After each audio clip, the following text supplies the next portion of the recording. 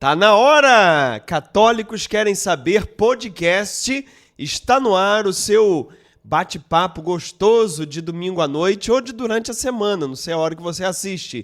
Tiago, que horas você assiste? Eu assisto às vezes na hora e às vezes não assisto. Às vezes não assiste, né? Eu sei. Eu não assisto nunca. Nunca, né? Não, eu fico cansado de mim.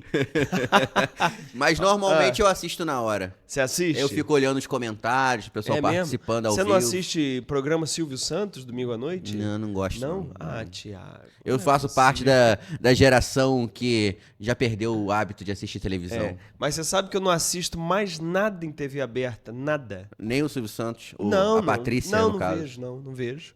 Eu brinco muito assim, mas nem o Chaves mais eu vejo mais nada. Uhum. Eu só vejo o YouTube e os programas que me interessam. Eu também. De entrevista, de debate, ou de porcaria também, de brincadeira. Eu também. Eu não assisto o meu podcast. É claro que não, nem eu também assisto.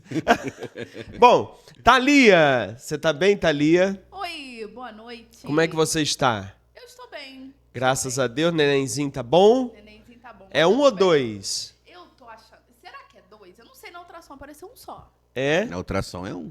Mas aí ele pode estar escondido assim atrás, né? Já pensou? Hein? Hã? Quando descobrir tem 4, hein, Tiagão? Meu Deus. Tem que fazer muito podcast. Tem. Bom, Tiago, conta aí pra gente, o que tem hoje? Hoje tem muita coisa boa, graças a Deus, nosso podcast tem crescido bastante, muitas pessoas novas chegando no nosso canal, então Que obrigado coisa aí boa. pela audiência de vocês, tá? Obrigado a galera que tá se inscrevendo. Eu tava dando uma olhada lá no Analytics do YouTube, Carlos, cerca de 800 novas pessoas se inscreveram no canal nesses últimos 28 dias. Opa, Legal, que beleza. né? Então tá valendo a pena o nosso pedido aqui para as pessoas se inscreverem no canal. A gente tem essa mania de assistir o conteúdo no YouTube, de qualquer canal, não é só aqui, e não se inscrever. Eu tenho esse erro e você também deve ter. E a gente não tem ideia de como é importante para quem produz o conteúdo as pessoas se inscreverem. Então, se inscreva aqui, Católicos Querem Saber, se inscreve no podcast do Tiago, no Ar Podcast, se inscreva onde você gostar de assistir os conteúdos, que isso ajuda demais. E não só se inscreva, como também comente, nem que seja um boa noite, e também dê um like, aperta aí que gostou, e encaminha para alguém, clica ali na setinha, encaminha o vídeo para uma pessoa no seu Instagram. Isso ajuda demais o produtor de conteúdo das redes sociais. Isso, dá para encaminhar no WhatsApp também, tá, galera? Então, no Instagram, no WhatsApp, você pode encaminhar o vídeo, né? Seja qual for, mas dê preferência também aqui pro nosso podcast, beleza? Perfeito. Você pode participar também, deixando a sua pergunta aqui nos comentários, que eu tô de olho em tudo aqui que vocês comentam. Lembrando que pra gente poder ver o seu comentário, é bom você colocar na aba de comentários, aqui no chat que vai aparecendo, vai subindo, ele some depois que o episódio acaba. Então eu não vejo depois o que você comentou. Mas então na aba de comentários, que é embaixo aqui, fica pro resto da vida o seu comentário. E lá eu consigo ver as suas perguntas. Ok? Perfeitamente. Hoje é dia de finados, né? A gente tá rezando pelos fiéis defuntos. E ontem a gente celebrou o dia de todos os santos, né? O dia dos homens, né? Ah, todos os santos, hein, Thalia? É o dia dos homens. O dia das mulheres é 8 de março e dos homens é 1º de novembro. Exatamente. E eu vou aproveitar esse gancho que ontem nós celebramos aí o Dia de Todos os Santos para falar sobre santidade. O que é ser santo nos nossos dias atuais? E o que os santos representam também na história da igreja. Pegando esses dois paralelos, né? Hoje, em 2025, século XXI, o que é viver a santidade e os santos que a gente tem na história da igreja, o que eles representam pra gente. Então, esses dois paralelos que eu gostaria de conversar hoje aqui no nosso podcast. Você quer começar por onde? Vamos falar sobre os santos, o que eles representam na história da igreja.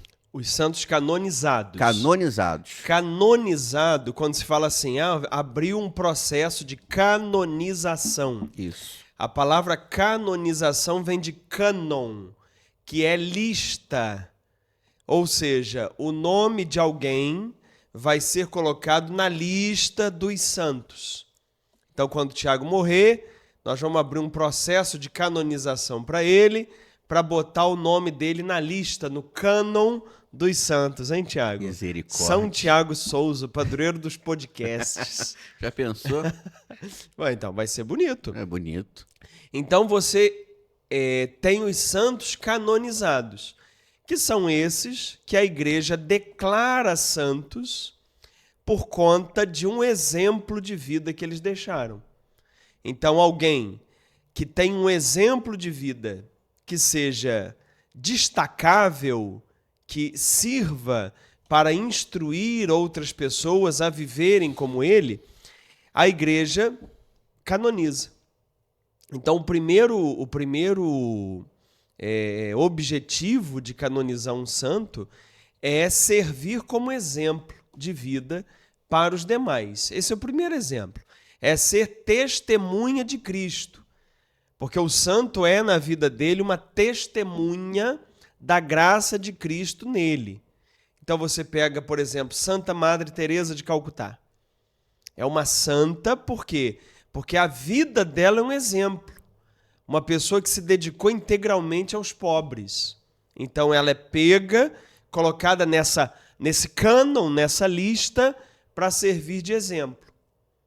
É o primeiro objetivo. O segundo objetivo é o objetivo de intercessão. A igreja canoniza alguém porque entende que essa pessoa está diante de Deus.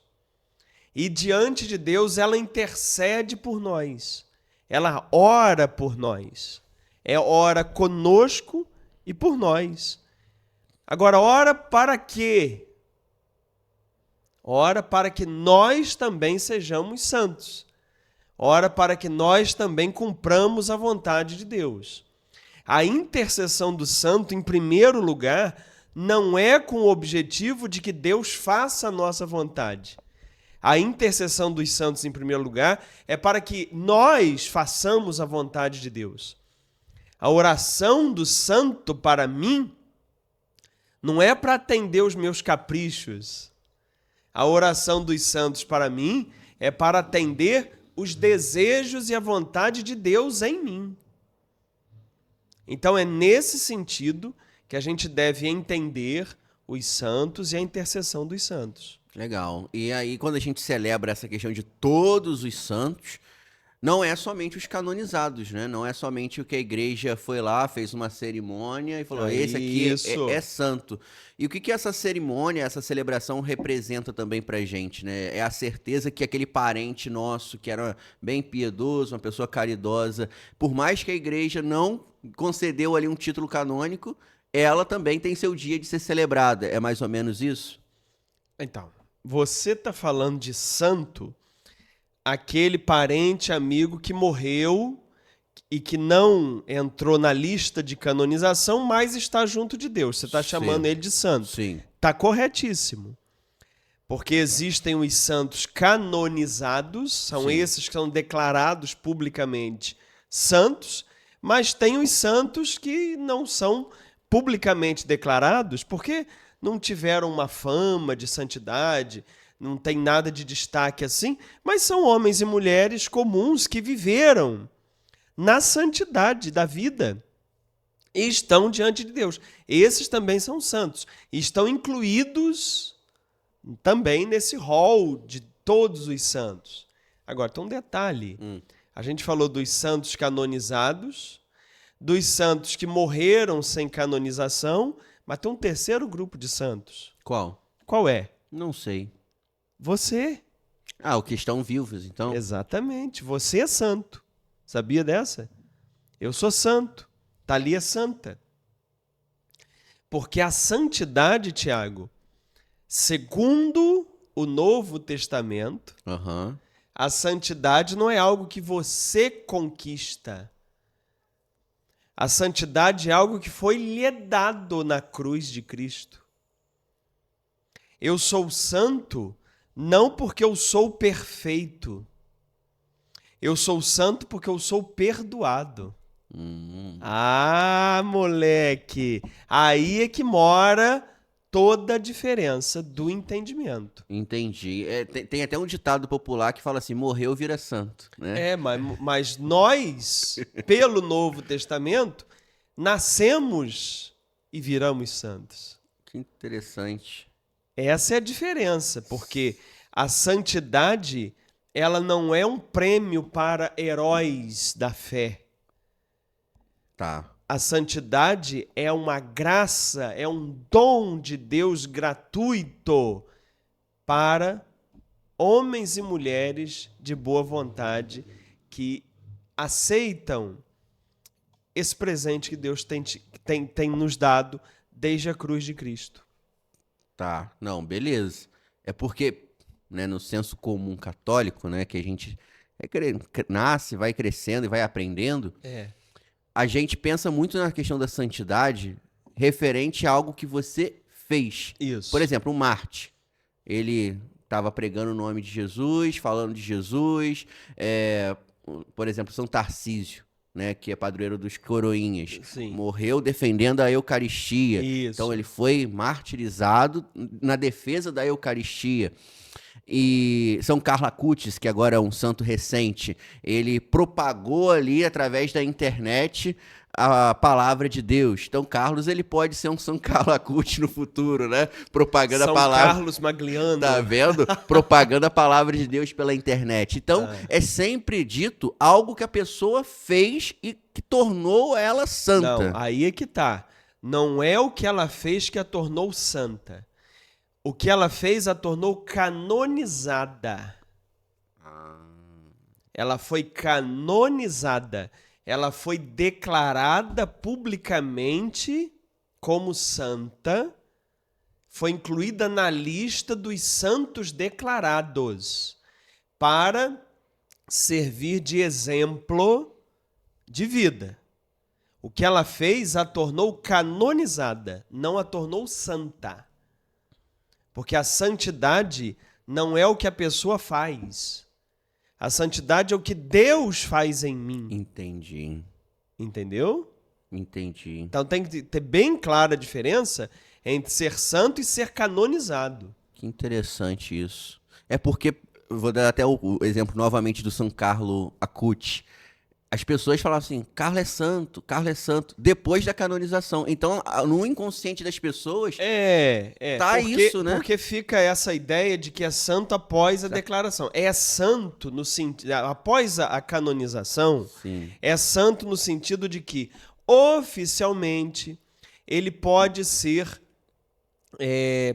desenvolvida por ele uma devoção pública, ele entra na liturgia oficial da igreja. É a santidade canonizada. Pode ter paróquia com o nome dele. Pode ter paróquia com o nome dele. Aí é uma estrutura da Igreja Católica de ter alguém como exemplo que pode ser agora venerado e pode ser agora cultuado como exemplo para os católicos. Ponto. Que legal. Mas isso não tem a ver com a santidade, vou usar uma palavra difícil, ontológica, com aquilo que a pessoa é dentro dela.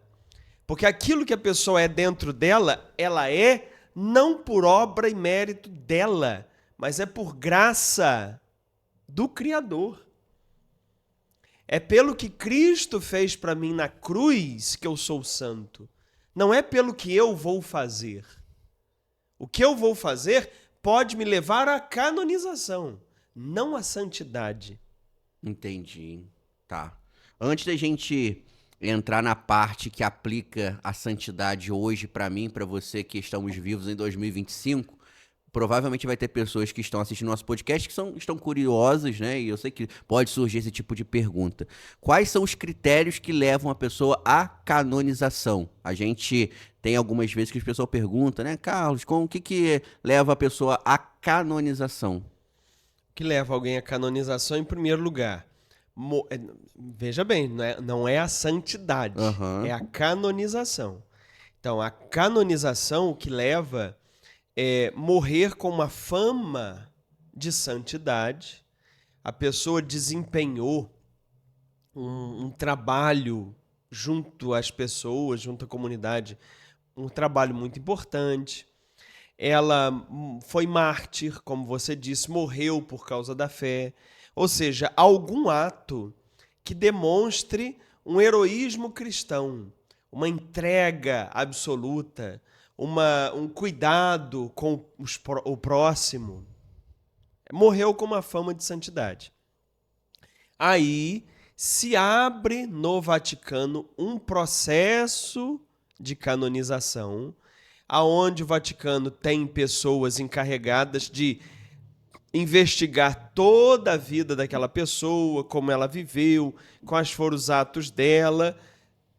E aí, nesse processo de canonização, se aguarda relatos de milagres. Então, por exemplo, morreu o padre Léo, aqui da Canção Nova. Se não me engano, tem um processo de canonização. Tem. Ele está como venerável. Né? Tem um processo. Eu posso pedir a intercessão de padre Léo para alguma questão minha. Eu tenho uma doença, por exemplo. E aí eu peço a intercessão de padre Léo ainda não, de padre Léo. Peço a intercessão dele. E eu recebi uma cura milagrosa. Então, eu me apresento à igreja e falo ao bispo, e falo, olha, eu fiz uma oração ao padre Léo, que está aí em processo de canonização, e obtive uma cura. Então, vai se levantar os laudos médicos, a análise médica tem que ter a assinatura de um profissional médico constatando que a minha cura foi milagrosa. Como é que ela foi milagrosa?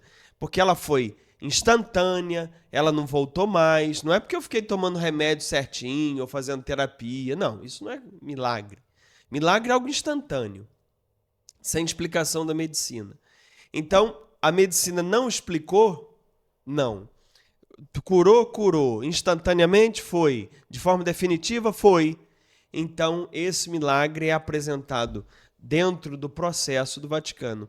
Quando apresenta o primeiro milagre, o candidato a santo se torna beato, bem-aventurado, né? Num segundo milagre, ele se torna santo canonizado. Então tem que ter 2 milagres. É importante ressaltar o seguinte: não é o santo quem faz o milagre. Milagre é obra de Deus. O milagre acontece quando Deus quer validar alguma coisa, quer confirmar alguma coisa.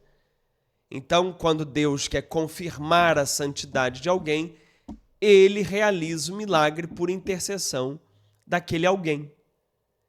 Então, tem um primeiro milagre, um segundo milagre, e aí a pessoa é canonizada. Nem todos passam por esse processo. São João Paulo II não passou. Santo súbito, né? Santo súbito. Em 5 anos, ele já foi declarado santo pela obra de vida que ele deixou. Então, o Papa Bento XVI entendeu assim e o declarou santo.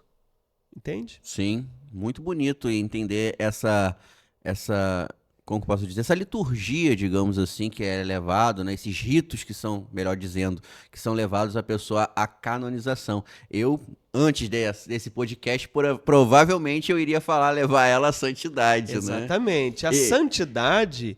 Não querendo te cortar, enquanto falar. você procura aí, você vê como que eu, que estou aqui, tendo aula com o Carlos toda semana... Eu estou sempre aprendendo, gente. Isso daqui que a gente está conversando, a gente não conversa no bastidor, combina alguma coisa. Não tem roteiro, não? Não tem roteiro, não. Então, essa questão mesmo da diferença da canonização e a santidade, eu estou aprendendo aqui, porque eu sempre falava que a canonização que declarava a pessoa ali santo, no caso da santidade. Mas ela só torna ela reconhecida para todos, Isso, né? venerada pela igreja como um todo. Isso daí eu já vou conseguir aplicar agora quando eu vou falar desse assunto para outras pessoas. Então, eu vou ler, por exemplo, aqui, primeira carta de Paulo aos Coríntios. Essa carta é sensacional. Ainda nós vamos fazer um curso sobre a carta de Paulo aos Coríntios, versículo por versículo. Ainda vamos chegar lá. Mas Paulo, ele escreve essa carta e olha como é que ele abre a carta, Tiago. Paulo, chamado a ser apóstolo de Cristo Jesus, por vontade de Deus, e Sóstenes, o irmão. Quer dizer, essa carta é escrita por Paulo e Sóstenes. Eles estão escrevendo para quem? A igreja de Deus que está em Corinto. Aí ele vai falar para quem ele vai escrever. Aqueles que foram santificados em Cristo Jesus. Então, essa carta ele escreve para a comunidade dos coríntios que foram santificados, ou seja, ele está escrevendo para aquela comunidade que é santa. É uma igreja de santos. Presta bem atenção. Igreja de santos. Vocês foram santificados. Ele não está falando, vocês serão santificados. Vocês foram santificados em Cristo Jesus. Beleza. Aí você lê aqui, você fala, então essa carta é para quem? É para São João Paulo II, Santa Madre Teresa de Calcutá, Santa Dulce dos Pobres, São Carlos Acutis, só pessoa mesmo da alta mesmo, pessoa ali que faz tudo certo, porque Paulo falou que eles são santos. Aí, meu filho, você começa a ler a carta. Logo no início ele já vai falar, olha, vocês vivem divisões, tem muita disputa entre vocês, tem muito egoísmo no meio de vocês. Aí chega no capítulo 5, ele fala de um cara que está pegando a mulher do pai. Você está se deitando com a mulher do seu pai, rapaz. Aí ele continua, ele vai falando dos dons e que cada um tem seu dom e que ninguém precisa se sentir maior com o outro do que o outro, porque lá na igreja de Corinto, um que sabia fazer um negócio se achava melhor do que o outro que não sabia fazer. Aí ele fala da ceia, dizendo que eles, quando vão para a ceia, a gente já leu até aqui em outro podcast, ao invés deles partilharem o que eles levaram para comer, cada um come o seu e o pobre morre de fome na frente deles, por egoísmo. São os santos. Paulo chamou esse pessoal, cabeça dura, egoísta, que brigava por cargo, de santo. Sim. Porque eles são santos, Tiago, não porque eles fazem. Eles são santos pelo que o Cristo fez por eles. Sim. Então, quando eu estou diante de meu irmão, eu estou diante de um santo. Ah, mas fulano, eu sei todos os podres dele. Beleza, ele é cheio de podre, mas ele é santo. Ele é santo porque Cristo o perdoou na cruz. E aí, Tiago, tem que ter muito cuidado com essa pregação de santo, porque leva muita gente à neurose. É verdade. E aí que eu vou já puxar o tema que vocês viram aqui na thumbnail, na capa desse episódio. Como ser santo com sanidade. Isso. Por quê? Por quê? A gente entra no tema que a gente vai entrar mais espinhoso. As pessoas, elas vendem uma santidade diferente do que você está falando aqui, né? As pessoas vendem uma santidade como se você tivesse que ser realmente Perfeito, separado e perfeito. Como se você não pudesse ter erros, na verdade. E pelo que você falou até agora, não é isso que Jesus colocou como santidade pra gente. Então, como ser santo hoje em dia? Então vamos lá? Vamos lá. A palavra santo vem de separado. Separado é o santo. Então, o que é ser santo no Antigo Testamento? Você abre Levítico, tem lá uma frase conhecida: sede santos, porque eu, o Senhor Deus, sou santo. Já ouviu isso? Sim. Essa frase é de Levítico, do Antigo Testamento. E essa frase aparece ali em Levítico em que contexto? Ele vem falando do que você pode comer, do que não pode comer, do que você pode tocar, do que você não pode tocar. E aí ele termina dizendo: sede santo, sede separado. Não faça como os demais que comem carne de porco, que comem chouriço. Não. Você vai ser separado. Você não vai fazer igual os outros que tocam naquilo, não. Você vai ser separado. Você vai ser santo. Porque eu, Senhor, sou santo, sou separado. Não me envolvo com qualquer coisa, nem com qualquer um. A ideia do Antigo Testamento de santidade é separatista. É uma ideia de santidade onde eu me fecho no meu casulo, na minha redoma, e não me misturo. Não se misture com essa gentalha, tesouro. Então não me misturo com a gentalha. Essa é a ideia de santidade em Levítico. E essa ideia foi levada a ferro e fogo por quem? Pelos fariseus. Os fariseus eram um grupo especialista em santidade, nesta santidade. E eles foram entendendo que eles deveriam ser separados e não deveriam tocar no pecador, nem ir à casa de um pecador. E se tivesse na rua e visse alguém que descumprisse algum ponto da lei de Moisés, ele tinha que fazer banhos e banhos purificatórios. Ele tinha 613 leis para cumprir diariamente, de costumes, de banhos, de lavagens, de comidas, de com quem fala, com quem não fala, quantos passos dá no sábado, quantos passos não dá no sábado. Ou seja, é uma santidade ritual, é uma santidade de normas a cumprir. Não tem nada a ver com o que você é, tem a ver com o que você faz. E quanto mais eu cumpro as regras de separação, que me separam dos demais, mais santo eu sou, porque mais separado eu sou. Essa é a mentalidade do Antigo Testamento, que os fariseus aplicavam ali a ferro e fogo.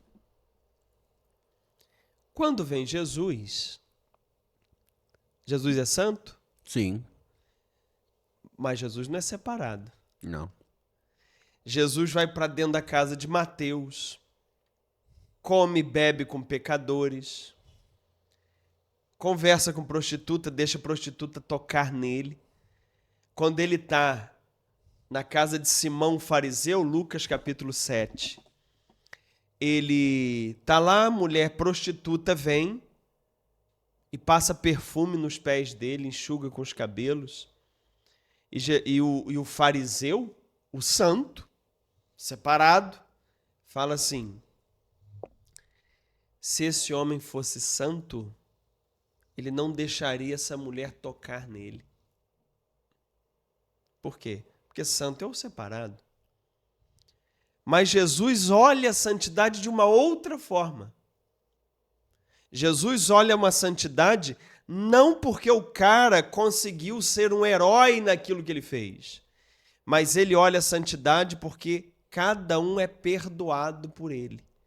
E o que faz eu ser santo no Novo Testamento é o oposto do Antigo. Enquanto no Antigo é não come isso, não toca naquilo, não faça isso, no Novo Testamento é você é um perdoado. Vá em paz. Deus te perdoou. Eu não te julgo. Essa é a santidade do Novo Testamento. O Jesus, ele até ressignifica essa questão, né, do sede santos, porque eu sou santo, para sede misericordiosos, porque o vosso Pai é misericordioso. Quem vai usar essa frase no Novo Testamento, sede santo porque eu sou santo, é Pedro, lá na carta dele. Uhum. Só que lá na carta dele, quando ele usa essa frase do Levítico, ele muda o contexto todinho. Uhum. Ele diz assim, aqui quase que eu caí aí, ó, isso tá perigoso. Deixa eu travar aqui, peraí. Aí, quando ele usa essa frase do Levítico, lá na carta dele, ele diz assim, que sede santos porque eu sou santo, e aí ele continua dizendo que é a graça e o amor de Cristo que nos cobriu. E o Cordeiro de Deus foi imolado antes da criação do mundo, ou seja, o Cordeiro de Deus, que significa o perdão, o sacrifício do Cordeiro, que significa o perdão, já aconteceu antes do mundo existir, ou seja, Deus já criou o mundo perdoado. E por isso é que nós somos santos, porque nós somos perdoados. Então, embora Pedro use a mesma frase de Levítico, o contexto é outro completamente diferente. Ele ressignifica, né? Ele ressignifica. Ele dá um novo sentido, um sentido cristão a isso. Agora eu te pergunto, olha para os cristãos, em geral, católicos e não católicos. Qual é a ideia de santidade que está na cabeça deles? É a ideia do Antigo Testamento ou é do Novo? A maioria é do Antigo Testamento. Antigo Testamento. Levítico. Antigo Testamento. E isso faz as pessoas ficarem doentes. É verdade. Faz perder a sanidade.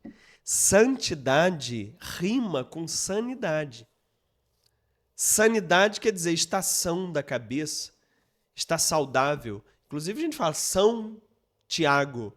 São, está saudável. É um cara saudável. Ele não é desequilibrado, ele não é perturbado, ele não é neurótico. Julgador. Porque a santidade que andam pregando, Tiago, não deixa ninguém são. Deixa as pessoas doentes, neuróticas, obcecadas pelo perfeccionismo. E o pior, por se acharem separadas, se acham no direito de apontar o dedo contra o outro, que não é separado como ele. E o grande problema de Jesus não foi o pecador. O grande problema de Jesus foi o justo, foi o santo, foi o separado. Jesus não teve problema nenhum com prostituta. Teve? Não. Nenhum problema. Jesus era chamado de amigo de pecadores. Esse foi o apelido que deram para ele. Está lá em Mateus 11. O grande problema de Jesus foi com o justo, o homem de bem, o rei do exemplo, o homem de moral, que aonde passa é aplaudido de tão moral que ele é. Ele é tão moral, ele é tão justo, ele é tão santo, que ele é capaz de condenar o outro ao inferno, que ele é capaz de dizer que o outro não tem Deus na vida dele, que ele é capaz de dizer que o outro não tem salvação, que ele é capaz de rejeitar a misericórdia pelo outro, não ter misericórdia nenhuma por alguém, não é capaz de perdoar. Esse é o problema. E é isso que às vezes a pregação da santidade, nos termos do Antigo Testamento, faz na cabeça das pessoas. Tornam as pessoas intolerantes e separadas. Quantos grupos religiosos, Tiago, quando a pessoa entra para um grupo desse, já deixa de falar com o parente, já deixa de falar com os amigos, já deixa de conviver na sociedade, porque agora ele é santo, agora ele é separado. Enquanto Jesus foi na contramão disso. Quanto mais famoso Jesus ficava, mais ele estava dentro da casa de pecadores. Mais ele tocava em leproso, tocava em mulher com fluxo de sangue. Tudo que era considerado o lixo da sociedade, era lá que ele estava. Então a santidade para Jesus não é estar separado. A santidade para Jesus é estar integrado com a humanidade. Essa é a diferença. Eu fico pensando por que para essas pessoas, tá certo, a gente vai falar sobre a questão da manipulação, né, que é mais fácil manipular, mas como que isso faz mais sentido na cabeça de tanta gente, ser santo conforme o Levítico fala? É fácil, Tiago. As pessoas precisam de segurança. Nós, seres humanos, somos completamente inseguros. Jesus disse assim, ele disse não, o Evangelho narra que ele olhou para a multidão e viu a multidão como ovelhas sem pastor. Não é isso? Porque nós somos assim, nós somos ovelhas sem pastor. A gente precisa que alguém nos dê a mão. A gente sozinho se sente carente. Eu, quando não tenho apoio de ninguém para tomar uma decisão, eu fico carente, eu fico triste. É assim ou não é que a gente é? É verdade. Então a gente é assim. Quando a gente entra para um grupo religioso, a gente está querendo segurança. A gente está querendo apoio. A gente está querendo se sentir mais forte. E eu me sinto mais forte porque eu estou num grupo. Mas aí esse grupo para fidelizar a minha participação ali, ele me exige algumas características, ele me exige alguns sacrifícios. E aí é o que eles chamam de santidade. Olha, você não vai fazer isso, você não vai fazer aquilo, aquilo você não faz mais, aquilo... Nanana. Esses sacrifícios me fazem ter a certeza de que eu estou seguro. E aí eu deixo de falar com fulano, eu deixo de fazer tal coisa, eu agora pago volumes de dinheiro naquele grupo. Por quê? Porque eu estou comprando com esse meu sacrifício a pertença àquele grupo. E isso me traz um senso de segurança. Eu consegui. Agora eu estou seguro. Agora eu pertenço. Agora minha carência está resolvida. E aí você vai ver, quanto mais fanático o grupo for, mais exigências absurdas faz das pessoas. E as pessoas fazem com alegria. Porque é a maneira que elas têm de comprar a pertença àquele grupo. Eu agora estou me sentindo seguro. E as pessoas se sentem de fato seguras, porque agora tem uma comunidade que eu pertenço.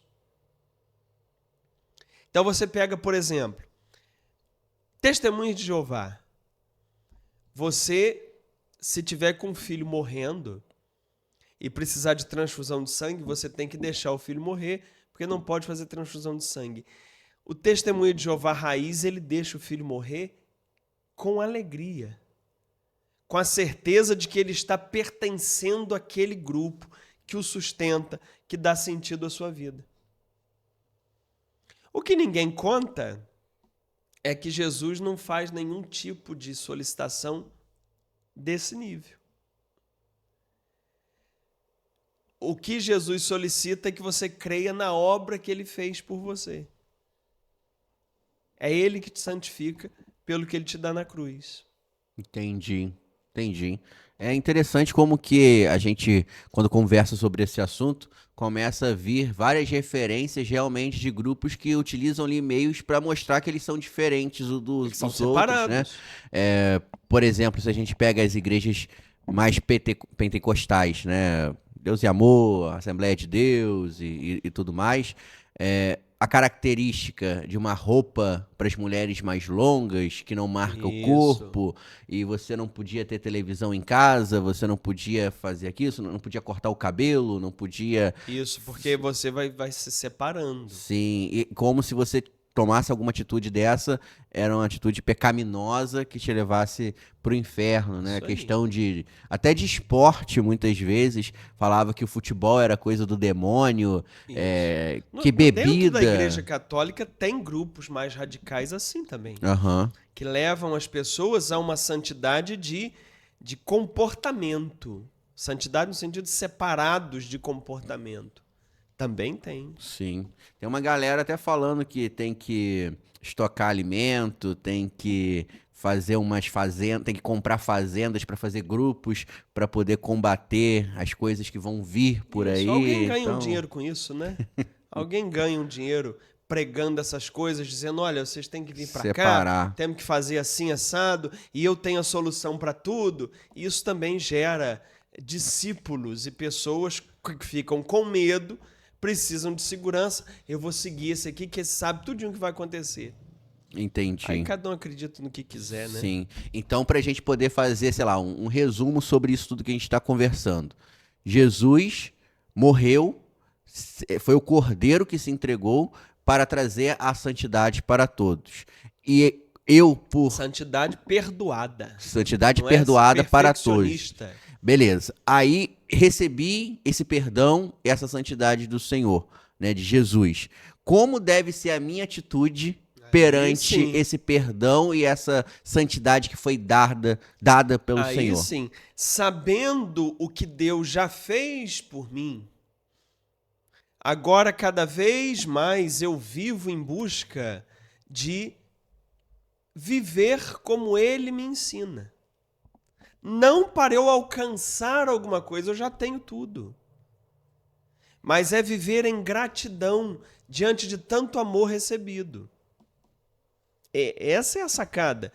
Porque o pessoal pensa assim, se falar com as pessoas que Deus as perdoou, aí elas vão chutar o pau da barraca, vão viver de qualquer maneira. Elas podem viver de qualquer maneira, elas não vão ter entendido o sentido da história. Porque o sentido da história é o seguinte, a partir do momento que eu sei o que Deus fez por mim, agora eu vou fazer isso para o meu próximo. Agora eu vou fazer uma vida praticando o que Ele me ensinou. Então eu pratico bem, Tiago, não é para eu ter pontinhos para ir para o céu. Eu pratico bem porque eu já sou um cidadão do céu. Porque eu já sou um perdoado em Cristo e quero viver à altura da dignidade que Cristo me deu. É por isso que eu quero fazer o bem. É por isso que eu quero praticar o evangelho. Não é porque eu quero alcançar o céu. Isso aí é uma coisa ridícula. O cristão que, eu vou fazer isso porque eu quero ir para o céu. Desculpa, você quer prêmio. Você tem que fazer o bem porque é bom fazer o bem. Porque está de acordo com a sua natureza. Está de acordo com a nova criatura que Cristo te fez. Por isso que você vai viver como um filho de Deus deve viver.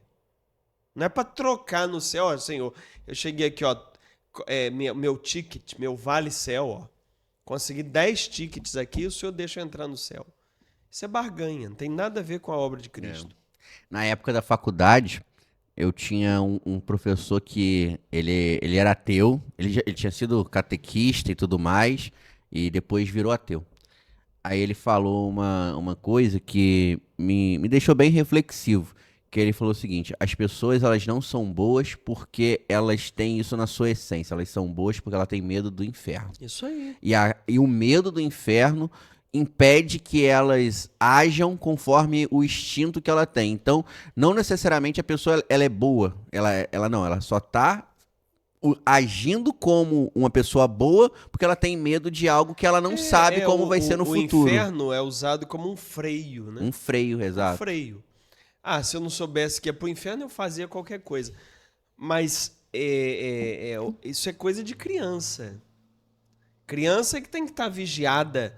Se não fizer isso, vai apanhar, hein? Isso é infantil. É uma cabeça totalmente infantilizada. E tem muito ateu, Tiago. Ateu mesmo, que não crê em nada. Mas ele é muito mais praticante do evangelho do que muito cristão. Porque um cristão que pratica o bem por causa de ir para o céu tem muito menos valor do que um ateu que pratica o bem porque ele quer ser bom. Ele está praticando bem não é porque ele quer uma barganha com Deus, uma negociação com Deus. O ateu está praticando bem porque ele acha que o bem é que deve ser feito. Acabou. Ele está vivendo a essência de bem dele. Porque ele quer viver, ele quer ser bom. Ele acha que isso é que é justo, que é correto.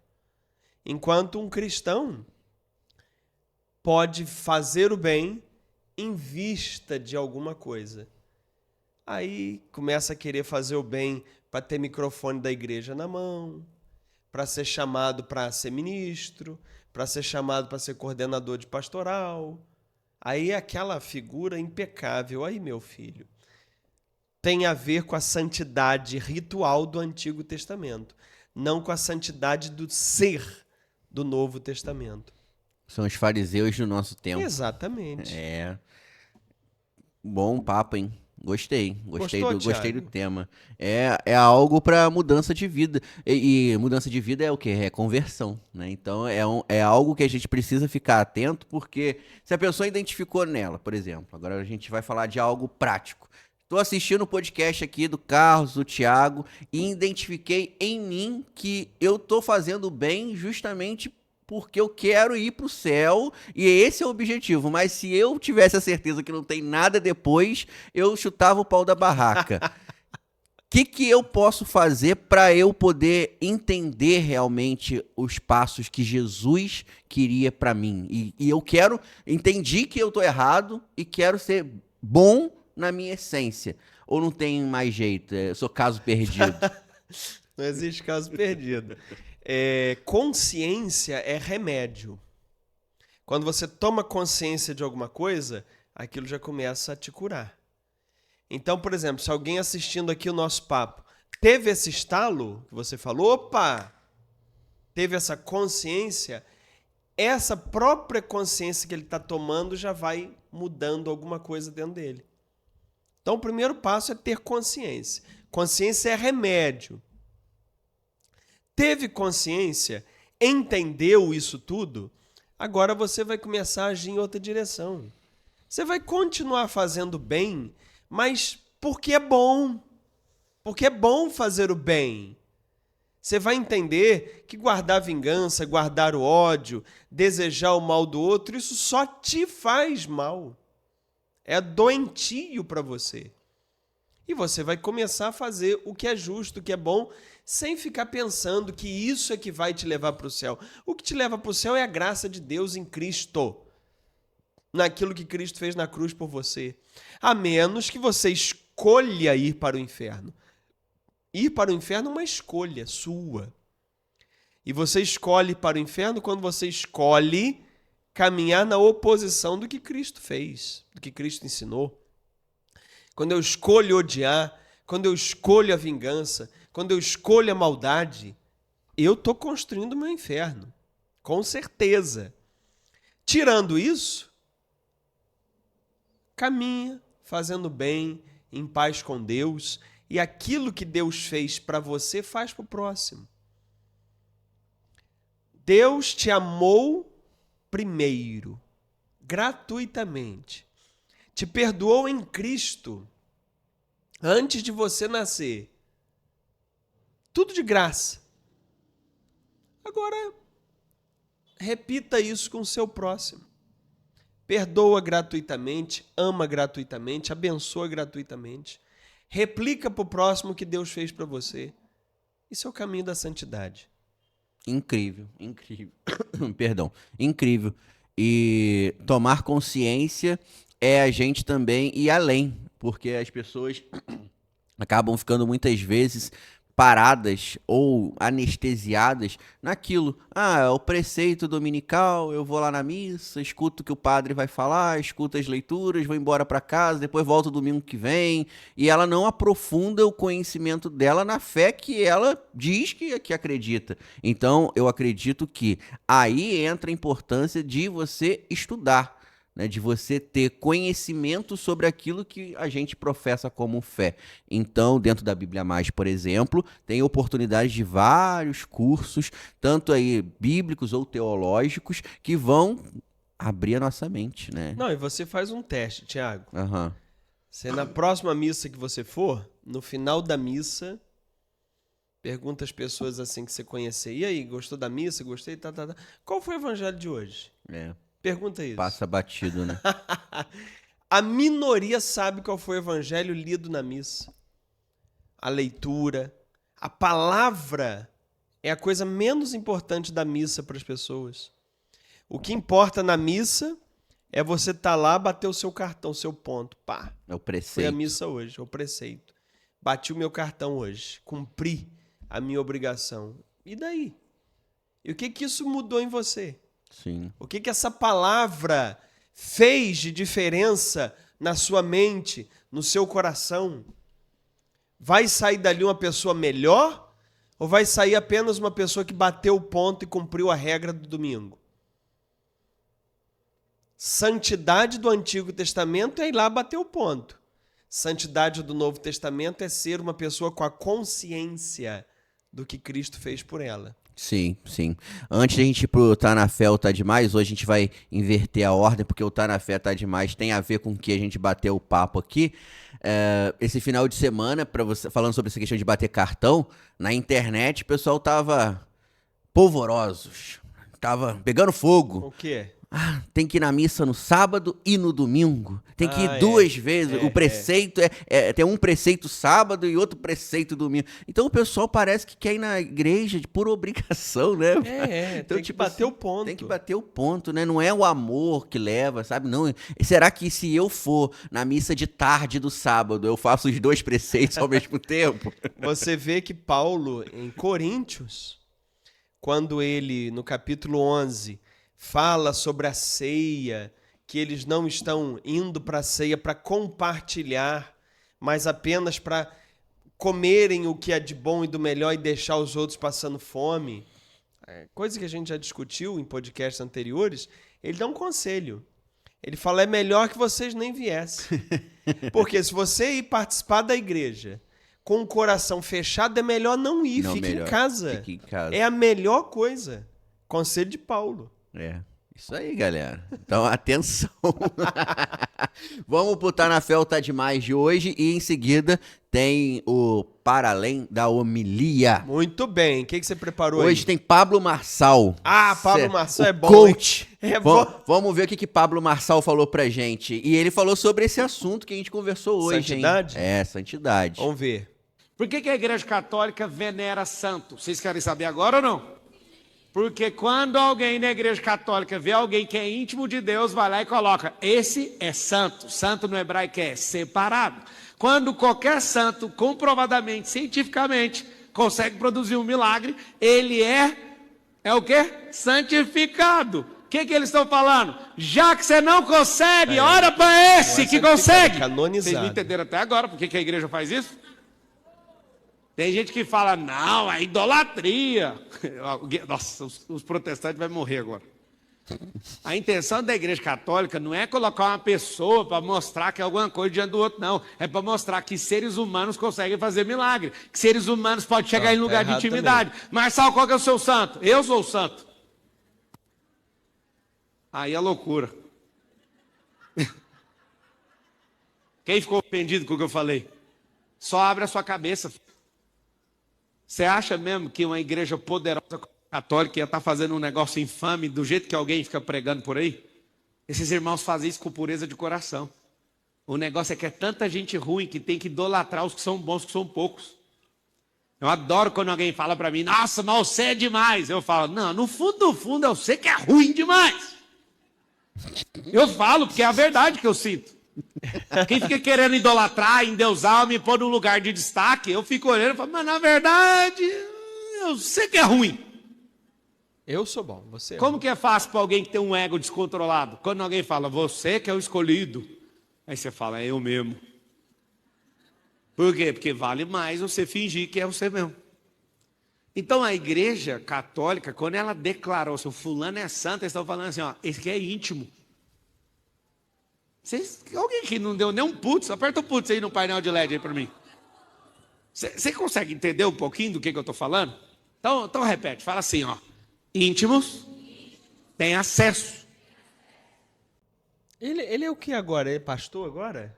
Acho que ele é tudo, né? Ele é tudo. Ele é o Marçal. Caramba. É o Marçal. No começo estava ruim, no final parece que estava no começo. Não, ele não falou, metade ali tá certo. Mas ele só errou porque falou que é declarado santo para mostrar que alguém é capaz de fazer milagre. Não. Não é o santo que faz o milagre. Quem faz o milagre é Deus através do santo para comprovar a santidade dele. No mais ali não tá tão ruim, não. Sim. Então o Marçal tá na fé ou tá demais? Marçal tá nos dois. Tá nos dois, né? Ele já falou coisa bem pior. Isso Já. aí Uma vez o Ratinho falou assim, você que é ignorante, burro que nem eu, vou te explicar. Olha a explicação do Ratinho. Quando você vê assim, Nossa Senhora é toda mulher que foi bem diante de Deus. Santa Rita, Santa Edvige, todas elas é Nossa Senhora. Olha só. Que confusão. E o cara falando isso na televisão. Não, Nossa Senhora é título de Maria. Só Maria, mãe de Jesus. As outras são mulheres que deram sua vida pela fé, mas não são Maria. Tem que separar. E fala com uma propriedade, né? Fale, você que é burro, que nem eu vou te explicar. Tá na fé ou tá demais? Isso Esse é o aí. nosso quadro sensacional. E no próximo domingo a gente vai trazer um Tá na Fé realmente muito legal. Então fica ligado aí também. Semana que vem, um Tá na Fé especial aqui no nosso podcast. É mesmo? É, legal. Vai ser legal Tá na Fé da semana que vem. A gente vai reagir um react. Ah, é? É. Vai ser legal. Vamos ver. Tá. O Carlos Vai não sabe, não. reagir a um react? É. É alguém reagindo? A gente vai reagir a alguém reagindo? Aham. Você vai ver. Vai ficar legal. Ih, rapaz. Agora, Ah. para além da homilia, Para além da homilia. qual a leitura de hoje? A leitura de hoje. Deixa eu pegar aqui o celular, tava desligado. Hoje a liturgia dos fiéis defuntos, né? O famoso dia de finados. Finados. Primeira leitura. Tá. Livro de Jó. De Jó. Posso ler? Pode. Jó tomou a palavra e disse: Gostaria que minhas palavras fossem escritas e gravadas numa inscrição, com ponteiro de ferro e com chumbo, cravadas na rocha para sempre. Eu sei que meu Redentor está vivo e que por último se levantará sobre o pó. E depois que tiverem destruído esta minha pele, na minha carne, verei a Deus. Eu mesmo verei, meus olhos o contemplarão, e não os olhos de outros. Palavra do Senhor. Graças a Deus. Essa leitura de hoje, primeira leitura de hoje, é de um livro que o pessoal pergunta muito. Jó existiu ou não existiu? Muita gente pergunta isso. Sim. A primeira coisa que eu quero chamar a atenção, e já vou chegar nessa resposta, é que ele fala assim, ó: gostaria que minhas palavras fossem escritas e gravadas numa inscrição com ponteiro de ferro e com chumbo. Você sabe o que é isso, Thiago? Não. É porque na idade do ferro, entre 900 e 500 anos antes de Cristo, eles pegavam um ponteiro de ferro, quando eles queriam escrever alguma coisa que fosse durar para sempre, então eles escreviam na rocha com aquele ponteiro de ferro, fazia o risco da letra na rocha, e depois pegava o chumbo em pó ou em outra consistência e passava nas letras que eles abriram na rocha, e aí ficava aquilo gravado para sempre. Então isso aqui que ele está falando é uma técnica que eles usavam antigamente para escrever na rocha. Escrever com ponteiro de ferro e depois passava chumbo nas letras e aquilo ficava. O que ele quer dizer aqui é que o que ele está falando, ele quer que seja escrito e que fique para sempre. Esse é o sentido das palavras dele aqui. Mas, apesar de trazer algo bem real, né, daquele tempo, Jó foi um personagem real? Tá me perguntando? Não. É uma pergunta retórica. Ah, tá. Você sabe a resposta? Pois é. Porque o livro de Jó, se você analisar no Antigo Testamento, onde é que ele está? Ele está dentro dos livros sapienciais. Então você tem o Antigo Testamento separado em blocos de livros. O primeiro, qual é? Ele sabia do Jó e não sabe. É o Pentateuco. Pentateuco. Poxa, Tiago. Quais são os 5 livros do Pentateuco? É o Gênesis, Êxodo, Levítico. Eu errei a ordem? Não, tá certo. Êxodo, Levítico, Thalia, ajuda aí, Thalia. Êxodo, Levítico, Números. É Números? Números e qual e outro? o último. Eu não vou lembrar. Deuteronômio. Que é o novo Levítico. Isso. Perfeiçoado. Esses 5 aí, esses 5 livros formam Pentateuco, a lei de Moisés. Depois do Pentateuco, vem quais livros? Os sapienciais, não é? Não. Não? Depois do É o Pentateuco, não. tempo dos juízes? Isso, qual é esse? Não vou lembrar, Históricos. não. Históricos. Os livros históricos. Isso daí eu preciso gravar melhor. E depois dos históricos? Aí os sapienciais. Aí vem os sapienciais. E por último? Por último é o... Ih, rapaz. Quais são os livros? Fala aí, Thalia. Ajuda aí, Thalia. Os últimos do Os Antigo últimos 18 livros do Antigo Testamento, quais são? Isso. Você tem microfone aí? Proféticos. Proféticos. Isso. Profético. Proféticos. Tô ruim então, hoje, hein? O Antigo Testamento é dividido em 4 blocos: Pentateuco, históricos, sapienciais e proféticos. Veja, históricos, embora tenha esse nome, históricos, muita coisa ali não é histórica. Muita coisa ali é mitológica, é simbólica. Por exemplo, o livro de Josué, embora abra a sequência de livros históricos, não tem nada de histórico no livro de Josué. E outros mais. Mas os sapienciais já fica claro que eles são livros de sabedorias, de poemas, de reflexões, de cânticos. São 7 os livros sapienciais, que a gente sabe que são livros poéticos. Quais são os 7? Quem sabe quais são os 7 livros sapienciais? Vai lá, Thalia. Pode começar. Jó é um. Vai, Thiago. Jó é um. Vamos lá, Thalia. Vamos lá. Então eu vou falar. Vocês estão demorando. Hã? Eclesiastes. Eclesiastes. Eclesiástico. Eclesiástico. Foram quantos? 3. Só 3. Então eu vou falar. Vai lá. Jó, Salmos, Provérbios. Salmos, pô, tá doido. Eclesiastes, Cântico dos Cânticos, Eclesiástico e Sabedoria. São os 7 livros sapienciais. Esses 7 livros sapienciais são poesia. E Jó é um deles.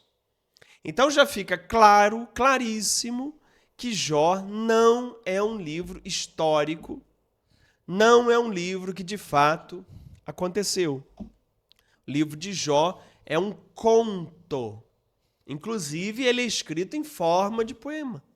O miolo dele. A introdução e o final não é poema, é texto corrido. É prosa. Só o miolo que é verso.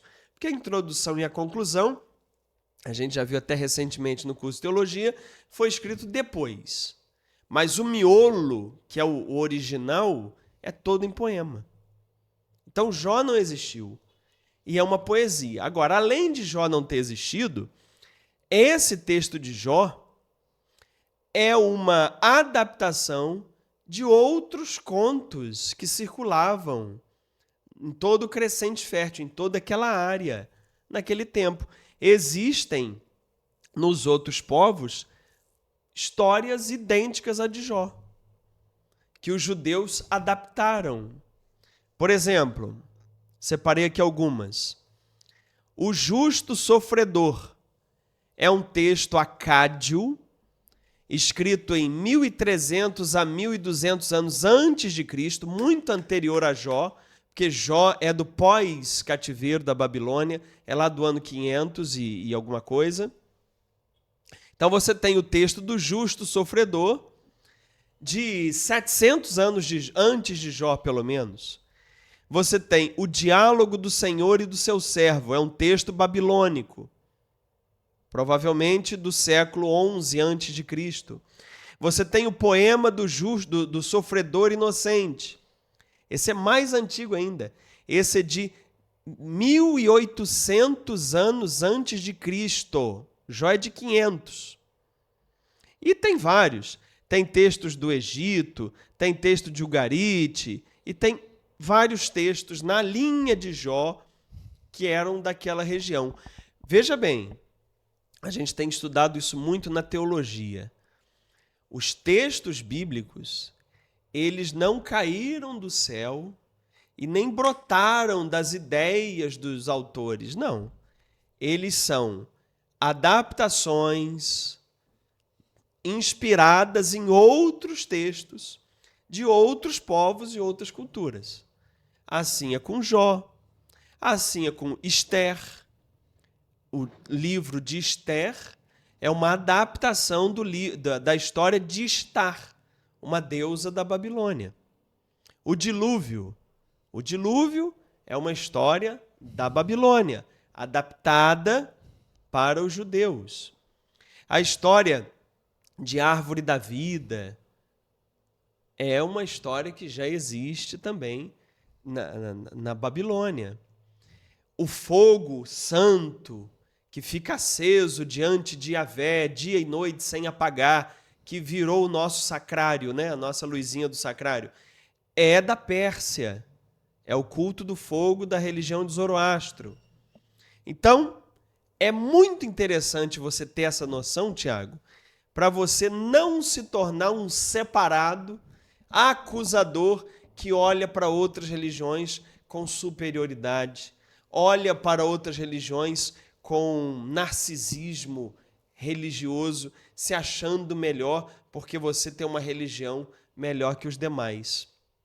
O Papa Leão XIV, recebendo os muçulmanos no Vaticano, abriu lá uma sala para eles fazerem as orações deles, numa sala reservada dentro do Vaticano. O pessoal criticou. O Papa Leão XIV, recebendo pessoas do budismo, monges e monjas,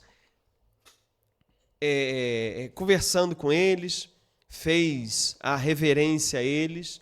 Muita gente criticou, porque como é que um Papa vai reverenciar uma outra religião? Papa São João Paulo II beijou ao Corão, o livro sagrado dos muçulmanos. Muita gente criticou a época. Porque como é que pode o Papa reverenciar um livro sagrado de outra religião? Quem critica isso não tem a menor ideia de onde vêm os textos bíblicos. É verdade, verdade. E aonde que a gente aprofunda o nosso conhecimento da Bíblia e tem uma leitura técnica dos textos sagrados? Aonde, Tiago? Faz a Aonde? propaganda, que você é bom de propaganda. A Bíblia Mais. A Bíblia Mais tem o QR Code passando na tela, tem o link aqui embaixo também na descrição.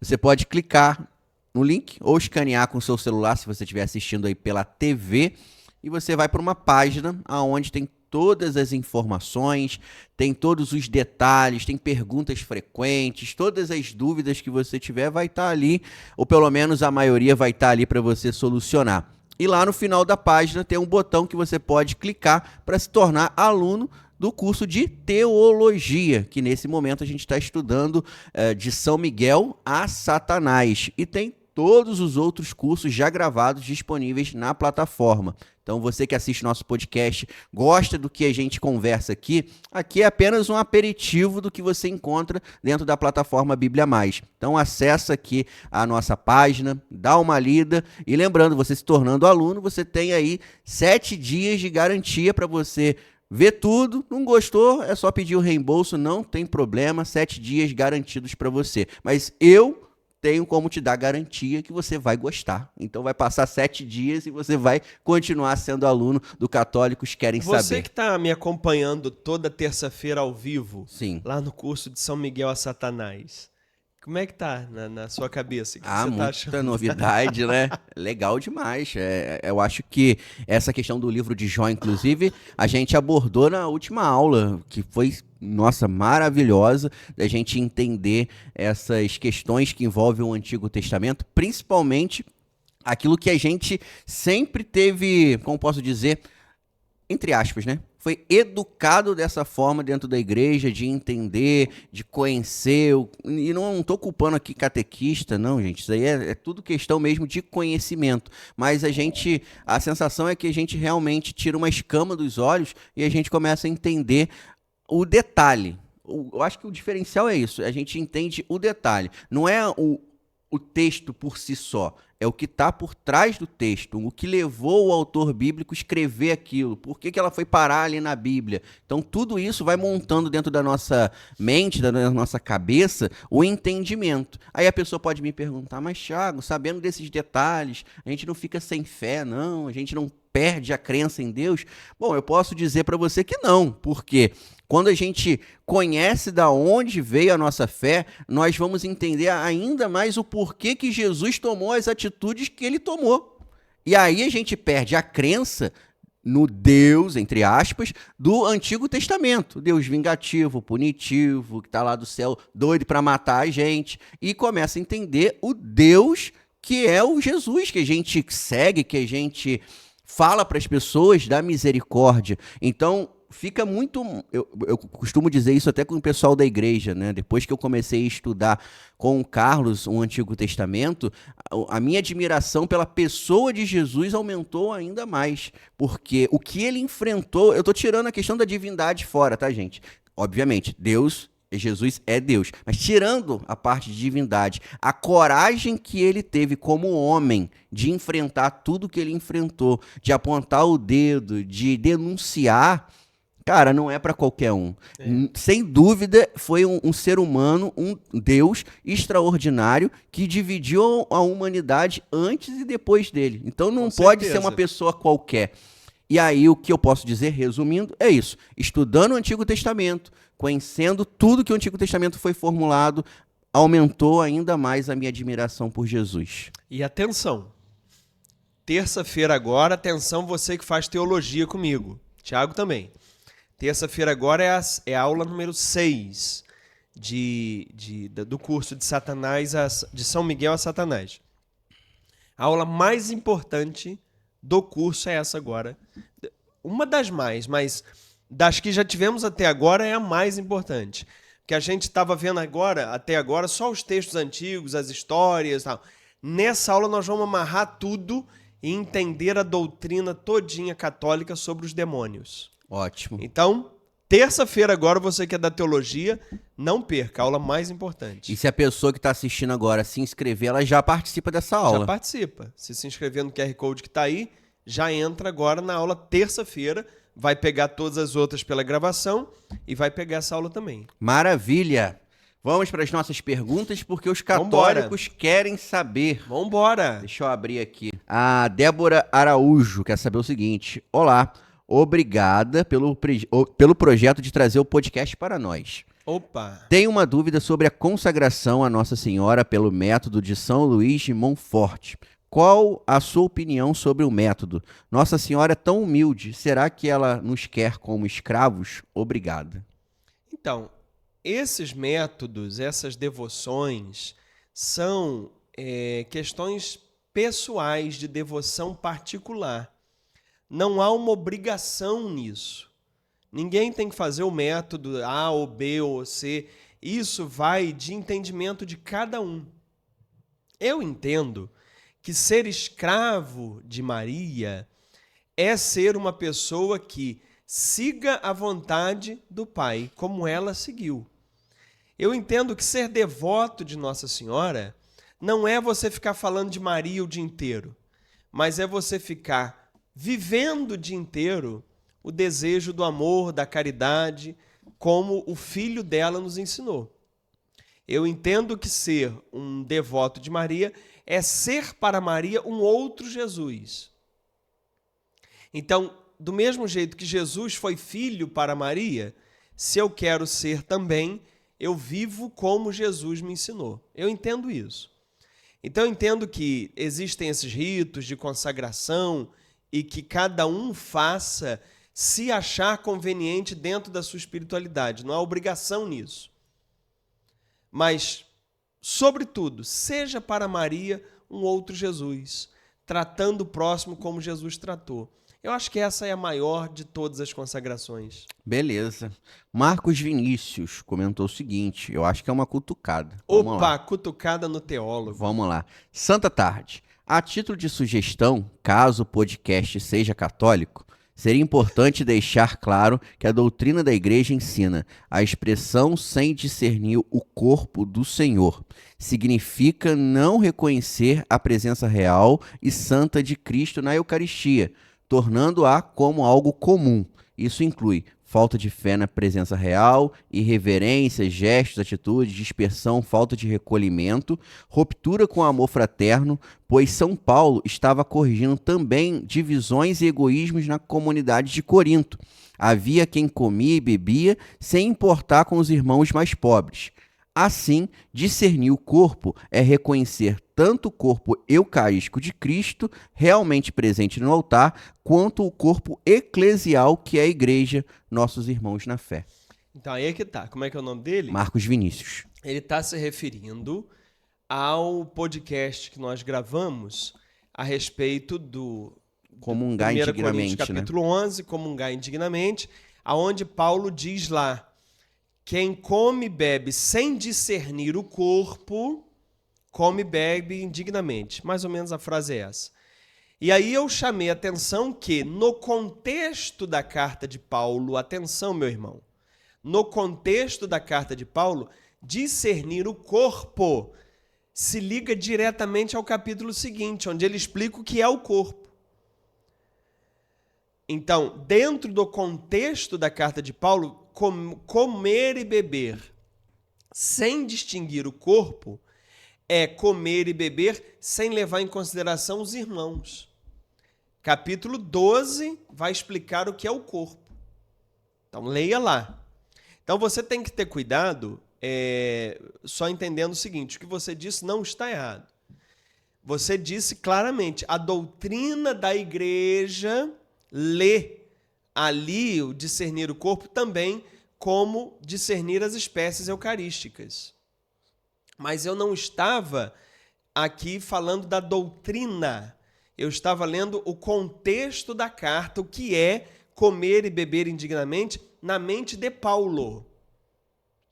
Então, está certo o que você está falando, mas não cabia na minha explicação naquele contexto em que eu estava mostrando. É importante você ler o parágrafo 115 do Catecismo da Igreja Católica, quando fala de leitura espiritual do texto e leitura literal, sentido espiritual e sentido literal. O sentido literal é quando você lê o texto de forma histórico-crítica, que é o que a gente faz no curso de teologia, que era a abordagem que eu estava trazendo aqui. Diferente disso é quando você faz uma leitura no sentido espiritual, quando você pega uma leitura, uma frase do texto e aplica dentro da doutrina, que é o que a Igreja Católica faz. E que está certo dentro do âmbito de doutrina, mas não era o âmbito que eu estava tratando aqui, tá bom?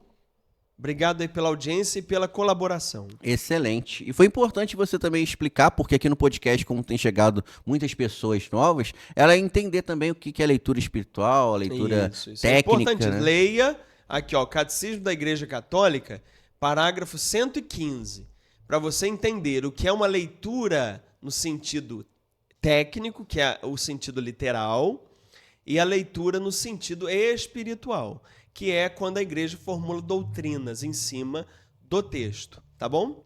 Beleza. A Emília Loureiro perguntou o seguinte: então todos em qualquer situação podem comungar? É só fazer caridade? Não, não é isso que eu falei. Por que ela chegou a essa conclusão aí? Não sei. O que eu falei é que o critério mais importante para você comungar é o amor. Agora, a igreja tem regras e normas a respeito da distribuição da comunhão. Então, por exemplo, quem não está em dia com os demais sacramentos não pode comungar, que a comunhão significa estar em dia com tudo, estar em comum união com tudo. Se eu não estou em comum união com o sacramento da confissão, então eu não posso comungar. É um exemplo. Essas são as regras litúrgicas da igreja. Agora, não adianta, atenção, eu estar em comunhão com todos os sacramentos, estar com confissão em dia, estar com matrimônio, estar com tudo, e ser uma pessoa egoísta. Também isso não vale. Entende? Então, a gente tem que aprender sempre a entender o caminho do meio. Porque a gente tem a tendência, ou é desse lado ou é desse. Se não pode esse, pode esse. Pode esse, não pode aquele. Não é assim. Tudo é importante. E o caminho do meio é que vai sempre prevalecer. Então, eu tenho que estar, de um lado, em dia, com as regras litúrgicas da igreja, e do outro lado, eu tenho que estar em dia com o meu coração, com o irmão. Essa mescla é que vai fazer você compreender o caminho da Eucaristia. Muito bom. Elisângela Silveira tem uma grande dúvida. Vamos ver. Voltei para a Igreja Católica e a dúvida é sobre o sacramento do casamento, do matrimônio. Na igreja onde eu estava, o importante sobre o casamento era casar no civil e na igreja seria apenas uma bênção. mas na Bíblia, como falam, eu nunca vi especificamente sobre o assunto. Eu estou aprendendo muito com o podcast e vocês são incríveis. Parabéns. Eu não entendi bem qual é a dúvida. A dúvida dela é essa questão do matrimônio, né? Se precisa casar na igreja, porque ela disse que na igreja, provavelmente protestante que ela estava, o importante Quando era ela só o disse civil. eu nunca vi na Bíblia, é em que? O que que ela nunca viu? Eu acho que ela Casamento religioso na Bíblia? religioso na Ah, Bíblia. mas não tem mesmo. Só que ela ainda está com a cabecinha protestante. Que tem que estar na Bíblia. Tem que estar na Bíblia. O seu problema nesse momento, entender a visão católica. Para a Igreja Católica, nem tudo está na Bíblia. Para a Igreja Católica, tem que estar na tradição e no magistério da Igreja. A Bíblia, inclusive, está na tradição e no magistério da Igreja. A gente só acredita na Bíblia porque a tradição da Igreja e o magistério da Igreja confirmou a Bíblia para a gente. Então, não é a Bíblia que forma a Igreja, é a Igreja que forma a Bíblia. Então, quando você fala assim, isso aqui eu não sei se faço porque não está na Bíblia, isso é a mentalidade protestante. A mentalidade católica está na tradição da igreja, está no catecismo da igreja, entende? Porque a Bíblia é uma parte da palavra de Deus para a gente, mas a tradição da igreja também é. O magistério, o ensino dos papas também é. Então, essa questão do matrimônio, ela foi se consolidando ao longo da história da igreja. O rito do matrimônio, como nós temos hoje, finalizado, ele tem 500 anos, um pouco mais. Não é bíblico, é da tradição da igreja. Mas para o católico, os dois são importantes, tanto a Bíblia quanto a tradição da igreja. Beleza. A pergunta agora é do Renan II. Tá sempre presente Renan aqui. II tá sempre atuante. Professor, uma passagem que eu queria que fosse explicada é aquela que fala o fiel tem que ser frio ou quente, porque o morno eu te vomito. Sempre uso esse trecho para dizer que o cristão tem que ser rigoroso no cumprimento da doutrina. Mas é isso mesmo? Você pode ler de qualquer maneira que você quiser, né? Pode pegar isso para fazer as pessoas doarem tudo que tem, por exemplo. Eu leio isso na igreja, é um texto de Apocalipse. Olha aí, o Senhor manda que sejamos frios ou quentes. Morno não. Então, se você está aí dando parte do que você poderia dar, você está sendo morno. É melhor, então, não dar nada ou dar tudo que você tem, ser quente. Entendeu? Senão Deus te vomita. Senão Deus te vomita. Então eu posso usar esse texto para qualquer coisa.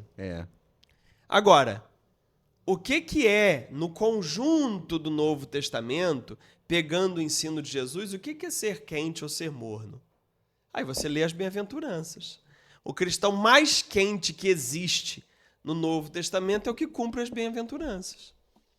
Você é humilde, é misericordioso, é pacífico, é colaborativo, você é manso.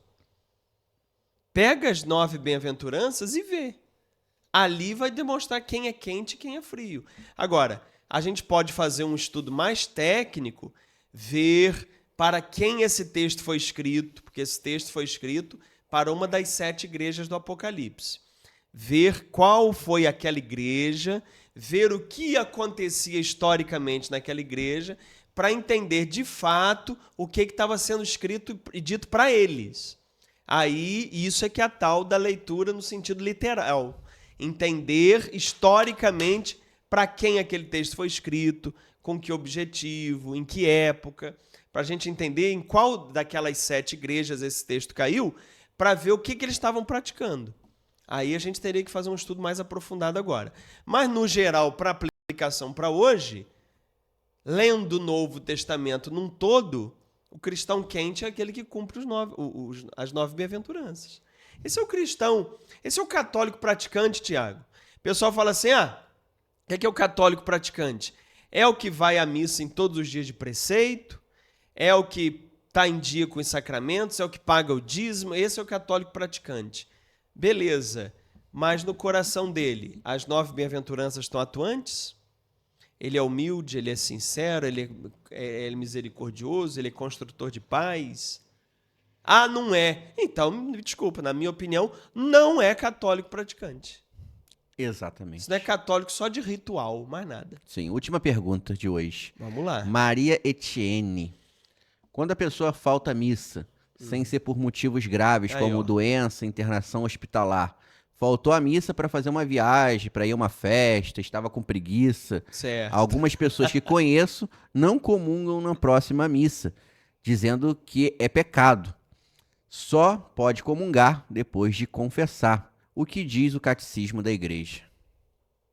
O catecismo da Igreja Católica diz que faltar à missa por esses motivos não graves, né?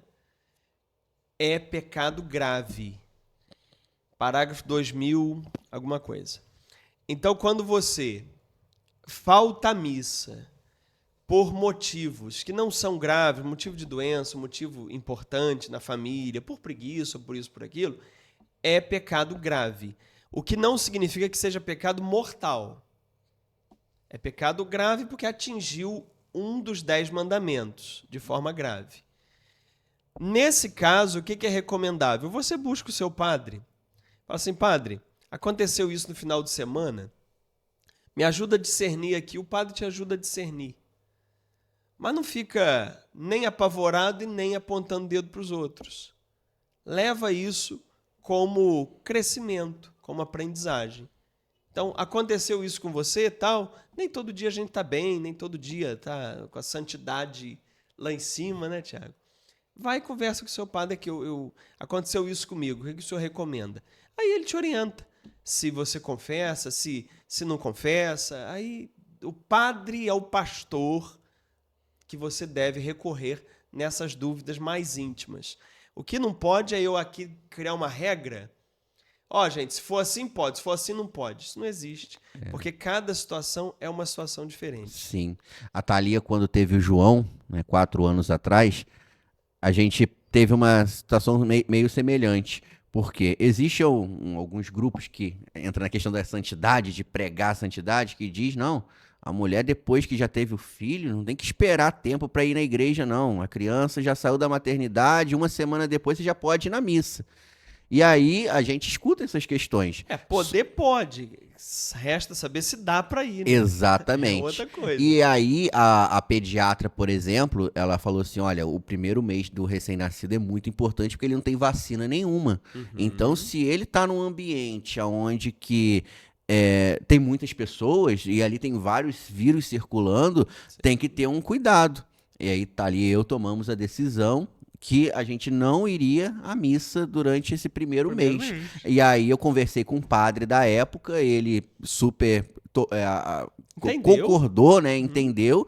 E ele falou assim, quando for possível, bota a missa na televisão, assiste lá, faz o que for possível. E aí, realmente, depois de 1 mês que o Joãozinho tava lá, já tomou as primeiras vacinas, Aí vocês foram. voltamos a participar, sem neurose, entendeu? As pessoas, elas têm medo do padre, têm medo de chegar e conversar com... Gente, pelo amor de Deus... Se ele for realmente um sacerdote da igreja, empenhado em cuidar das ovelhas, ele vai entender. Isso, porque falta o quê? Falta as pessoas conhecerem o caráter de Deus, não conhece. Deus continua sendo aquele marcador de ponto, aquele Deus contador, que se você não cumprir aquelas horas ali, ele fica aborrecido com você. É um Deus extremamente carente. É um Deus dodói pra caramba. Que se você não for lá bater palma pra ele, ele chora, ele se desespera, ele fica apavorado e ele toma até ódio de você e te joga no inferno. Pelo amor de Deus. Quando é que nós vamos entender quem é Deus, gente? Foi boa pergunta. Muito boa. Trouxe uma reflexão Todas importante. foram. Verdade. Todas foram. E é isso. Encerramos o nosso podcast de hoje. Muito bem. Então, olha, muito obrigado por quem assiste na hora, domingo, 9 da noite, ou quem assiste depois. De qualquer maneira, assista, deixa um comentário, clica no gostei, encaminha para outras pessoas, se torna inscrito. É um monte de coisa que você pode fazer para nos ajudar sem botar a mão no bolso. Não precisa botar a mão no bolso. É só fazer essas coisinhas que já está nos ajudando aqui. Você nos ajuda daí e a gente tenta te ajudar daqui com algum conhecimento que a gente possa levar para você, tá bom? Thalia, muito obrigado pela operação técnica. Eu que agradeço. Tiago, muito obrigado pela excelente condução da conversa. Eu quem agradeço e obrigado também por compartilhar tanto conhecimento com a gente. Muito bem. E atenção, assista outra vez. Por quê, Tiago? Porque a repetição é a mãe da aprendizagem. Muito bem. Abraço. Até a próxima, se Deus quiser.